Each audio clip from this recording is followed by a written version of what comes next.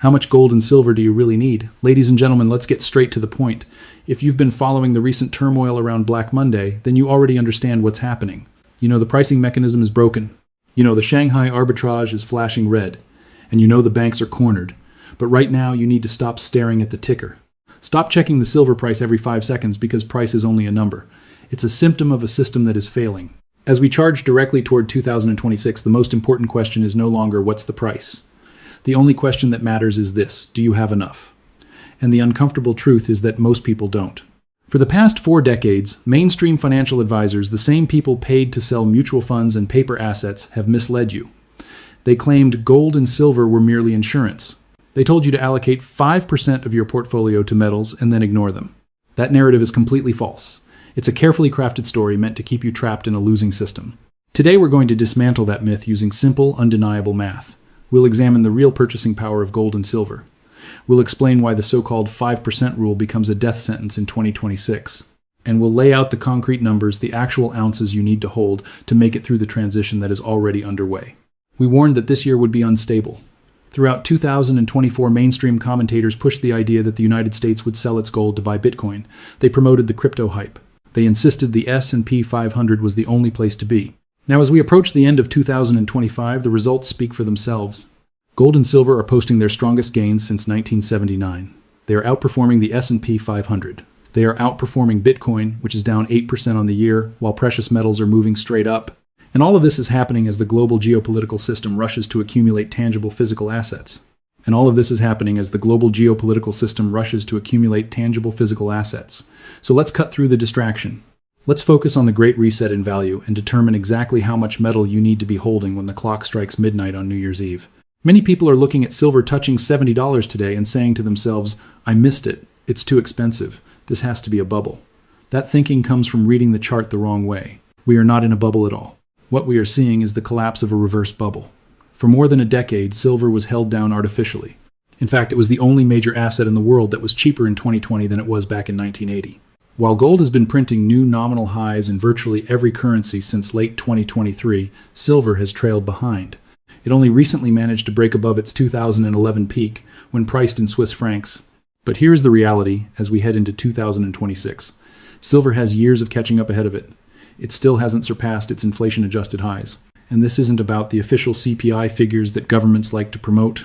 This is about real inflation measured by actual purchasing power rather than manipulated statistics. When you properly adjust the 1,980 peak for true inflation, silver would need to trade at a minimum of $8, $100 per ounce. Even if you look at it through the lens of monetary base expansion alone, you're still talking about prices well above $100. So when silver is sitting at $70 today, it's only returning toward fair value. The move from $50 to $70 was not speculative mania, it was a necessary correction back toward reality. The U.S. Geological Survey didn't place silver on its critical minerals list by accident. They did it after crunching the data, seeing the explosion in AI demand, rising military consumption, and concluding that supplies were dangerously thin. That announcement came out on November 6th, when silver was still trading under $50. At that point, the message was simple: buy. Today we're at $70, and the direction from here remains higher. But price alone means nothing if you don't grasp value, which is why purchasing power matters more than headlines or charts. Technological deflation is a real force. As technology advances, production becomes cheaper and manufacturing grows more efficient.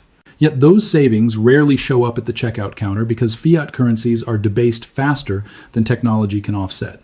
When you measure the world in gold or silver instead of dollars, the reality becomes obvious. Take the iPhone, a symbol of the modern technology era. In 2007, the first model sold for $599. By 2025, the newest version costs close to $1.200. In dollar terms, purchasing power collapsed. But priced in gold, the cost of a new iPhone has dropped by roughly 75% since 2007. When priced in silver, that decline is 68%. Think about what that actually means. A saver holding dollars now has to work twice as many hours to buy the same phone, while someone who held precious metals can purchase 4 iPhones with the same amount of metal they owned back in 2007. This shows that gold and silver do far more than simply hedge inflation. They capture productivity. They let you share in human progress, while fiat currency quietly takes that progress away through inflation. What appears like stability in cash is actually a slow erosion of purchasing power that compounds over time. But an iPhone is just a consumer toy. Let's shift the focus to something that truly matters: the roof over your head. Everywhere you look, people are frustrated about housing prices. They say they can't afford a home, the market is broken, and everything feels like a bubble ready to burst. In dollar terms, that's absolutely true. Housing is in a massive bubble. But when measured in real money, housing is actually in a depression. We ran the data back to 1,980. From 1,990 through 2006, the median U.S. home cost roughly 457 ounces of gold, which was the long-term norm. Today, with gold surging and real estate going nowhere in real terms, the median U.S. home has fallen to just 95 ounces of gold. That represents a 53% drop in the real cost of housing since 2007. At 95 ounces, homes are cheaper in gold terms than they were even in 1980. Silver tells the same story. The median home priced in silver is now nearing 6,400 ounces, which is the exact local bottom seen in 2011. If you're sitting on cash in a savings account trying to build a down payment, you're effectively running up a down escalator every single day. The dollar price of a house rises every day. But if you're saving in gold and silver, the house gets cheaper every day. That's why allocation becomes critical heading into 2026. You're not buying metal to admire it, but so a modest stack of coins can one day buy a home outright. That wealth transfer is happening right now. The dollar price of homes is climbing, while the gold price of homes is falling. The widening gap between those two lines is where fortunes are made. Ask a traditional financial planner, and they'll still tell you to hold 5% in gold as insurance. I'm here to tell you that in 2026, 5% might as well be zero. Look at the risk landscape ahead. Global debt sits at 335% of GDP. The United States spends more on interest than defense. A currency war with the BRICS is underway alongside a physical silver shortage stressing the COMEX. In the current environment, a 5% allocation achieves nothing. If the dollar loses 50% of its value and your 5% gold position merely doubles, you've protected only a tiny slice of your wealth while the remaining 95% is destroyed. That isn't real insurance. It's a consolation prize, not meaningful protection against systemic currency failure. What you need is protection that actually works. For most people heading into 2026, the new minimum should be 10% to 15% of total net worth held in precious metals. That level is the baseline, not the goal, and it reflects the scale of risk embedded in today's debt-driven, unstable financial system. If you carry debt, depend on fixed income, or worry about job security in an AI-driven economy, the allocation should move closer to 25%. You need enough upside in metals to compensate for damage done to paper assets. When bonds collapse or cash loses, purchasing power metals must rise enough to mathematically offset those losses. Structure matters just as much as size. This is not about ETFs or mining shares, even though those can be speculative tools. This is about true insurance. The 10 to 15% core holding must be physical metal you can hold in your hands with no counterparty risk, functioning whether markets are open or closed. Back in 2021, a clear benchmark was set, the 5 and 200 rule. That meant 5 ounces of gold and 200 ounces of silver. At the time, that stack cost roughly $14,300 and could cover about 3 months of expenses for the average household if the financial system temporarily seized up. By December 2025, that same stack is worth nearly $34,000. Gold is up about 138% and silver roughly 136%. 3 months of coverage became 6. Purchasing power doubled. Even now, the rule hasn't changed. Your first objective is still reaching 5 ounces of gold and 200 ounces of silver. If we move into a period of hyperstagflation, you're not going to be shaving slivers off a gold coin to pay for groceries. You'll be using silver. That's why 200 ounces matters, because it gives you day-to-day transactability. Gold, on the other hand, represents concentrated wealth. It's your savings account and the future down payment on a home after chaos clears. Is it more difficult to reach that level today than it was in 2021? Absolutely. It now costs around $34,000 instead of roughly $14,000, but the cost of not having it is unlimited. This is a long-term structural trend. The earlier you position yourself, the greater the benefit, and waiting for a pullback means pushing against history. Central banks aren't waiting for a dip. They're buying at record highs. China isn't waiting either as export restrictions tighten supply. The message is clear. Establish your position now. The survival stack has already been defined by the 5 and 200 rule. If you don't have it yet, stop watching and build it. That stack is your financial life raft. For those already set up, it's time to move from defense to offense and talk about multipliers. Amateur investors fixate on silver's sticker price and say $70 is expensive. Professionals ignore price alone and focus on ratios. In precious metals, relative value matters far more than nominal numbers on a chart. Right now, the gold to silver ratio is flashing a signal not seen since 2011. This ratio shows how many ounces of silver it takes to buy 1 ounce of gold. Historically, it averages around 50 to 60. When the ratio rises above 80, silver is cheap. When it drops below 40, silver is expensive. Between October and December of 2025, the ratio fell from 80 to 70. That move mattered because it coincided with silver rising from $50 to $60. But history shows that in full bull market manias, the ratio doesn't stop at 70. In 1980 and 2011, it fell to 40, sometimes even 30. Now let's run a conservative scenario for 2026. If gold reaches a target range of $4.500 to $4.800, and the gold to silver ratio merely returns to its long-term average of 60, the math is simple. $4.500 divided by 60 gives roughly $75 an ounce for silver, which represents the floor case. Now, let's turn up the intensity. Assume the shortage actually breaks the market. Assume the gold to silver ratio falls to 40 where it bottomed in 2011. Take $4 gold and divide it by 40. That gives you $110 per ounce silver. This is exactly why silver offers more upside than gold in this cycle. Gold is your shield. It defends your wealth. Silver is the slingshot. It accelerates it. If you're positioning for 2026, silver needs to be overweight in your allocation right now. The ratio is already signaling that silver remains undervalued relative to gold, even at $70, despite the recent and highly visible price move. The strategy is straightforward. Accumulate silver today. Wait for the ratio to compress toward 40, then exchange silver for gold. You become your own central bank using ratio arbitrage to increase your total metal holdings without adding a single new dollar of capital to the system. Let's get precise on price targets, because up is not a plan. Silver is very clear technically. Strong support sits around $58, where a major base formed in late 2025.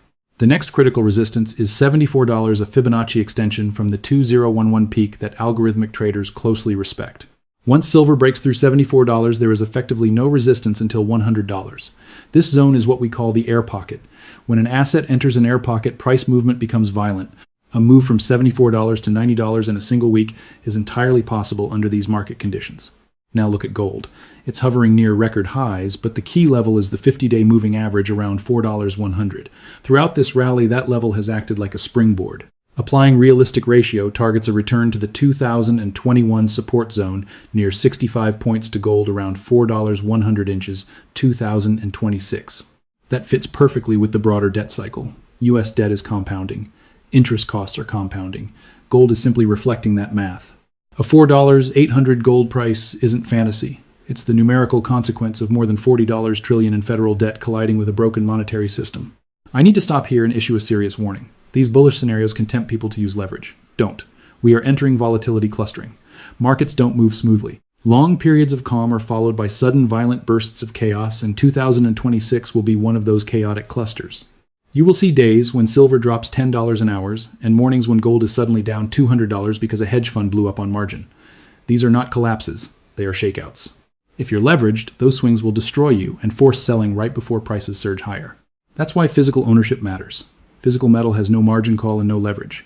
If silver drops to $50 tomorrow, you still own the same ounces. Volatility is the price of asymmetric upside.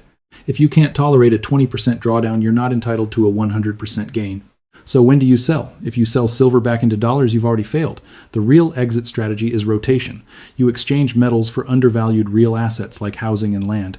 When silver buys property outright and gold buys productive farmland, that is the signal for generational wealth transfer. His real yield is negative. A 4% return minus 10% inflation equals a loss of 6% per year. Every year purchasing power shrinks, yet he feels richer because the number on a screen goes up. Gold pays zero interest, but it reprices with inflation, delivering preservation of purchasing power plus a premium in a world of negative real yields. In a system of persistently negative real rates, which is almost guaranteed for the next decade because the U.S. government cannot tolerate positive real yields, gold becomes the only true high-yield asset. Its yield is not interest, but protection.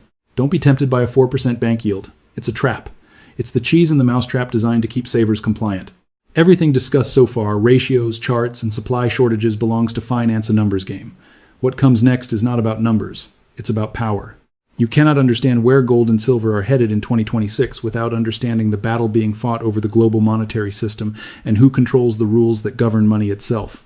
This isn't just a bull market. It's de-dollarization. Silver's surge at the end of 2025 is not only about solar panels or AI demand.